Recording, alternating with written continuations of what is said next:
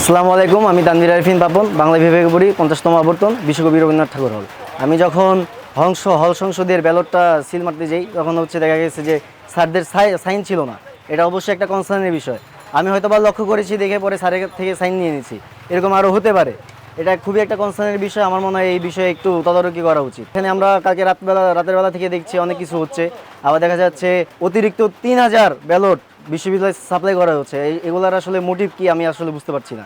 এভাবে আসলে চলতে দেওয়া উচিত না। সাত সকালেই যদি এরকমভাবে আমাদের কার্যকরী দক্ষতা নষ্ট করা হয়, তাহলে আমার মনে হয় জাকসু নির্বাচন সংকটে পড়বে। অন্য কোনো সোর্স না, আসলে সাইন যেহেতু করা হয় না, আমার মনে হয় বাতিল হয়ে যেত। হল সংসদে আমার যেই ব্যালটটা পড়েছিল, এটা সম্ভবত বাতিল হয়ে যেত। তো আমি পরবর্তীতে অবশ্যই সাইন করাই নিছি স্যার থেকে, যে কিনা বলে ওনারা দিল 4টা পেপার দিল, একটাতে সাইন নেই। এটা তো কোনো হইতে পারে না।